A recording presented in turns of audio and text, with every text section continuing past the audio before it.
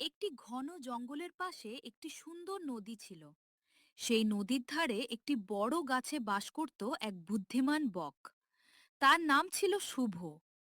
শুভ ছিল খুব দয়ালু এবং সব প্রাণীর উপকার করত।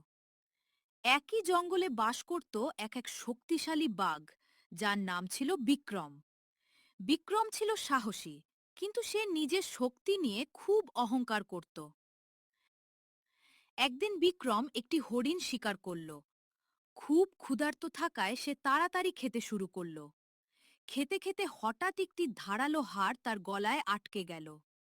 সঙ্গে সঙ্গে সে ভীষণ কষ্ট পেতে লাগল। শ্বাস নিতেতে তার অসুবিধা হচ্ছিল।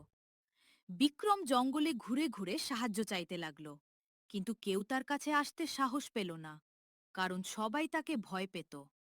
ঠিক তখন শুভ নদী থেকে মাছ ধরে ফিরছিল। সে বাঘের কষ্ট দেখে কাছে এগিয়ে গেল। শুভ বলল, বিক্রম, তোমার কি হয়েছে?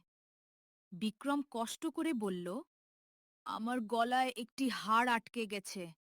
তুমি যদি এটি বের করে দাও, আমি তোমাকে একটি বড় পুরস্কার দেব। শুভ জানত কাজটি খুব ঝুঁকিপূর্ণ, তবুও সে সাহায্য করার সিদ্ধান্ত নিল। সে বলল, তুমি আমাকে কোনো ক্ষতি করবে না, এই কথা দিতে হবে। বিক্রম রাজি হল। তারপর শুভ সাবধানে নিজের লম্বা ঠোঁট বাঘের মুখের ভেতর ঢুকিয়ে